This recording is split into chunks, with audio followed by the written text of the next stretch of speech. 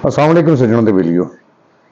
मायूसी एक तेज धुप की मानंद आती है कि जिहड़ी सख्त तो सख्त जिस्म नूं भी साड़ के सवाह कर देंदी है। इसलिए कोशिश करा करो, मुतमिन रहा करो, अपने हर हाल दे विच खुश रहा करो। जिहड़े हाल दे विच अल्लाह पाक तुहानूं रख रहा है खुश रवो, दे विच मुतमिन रवो। मायूस रवोगे तो सवाए परेशानी दे, गम दे, दुख दे, अफसोस दे ते बीमारियां दे होर कुछ नहीं जे मिलना।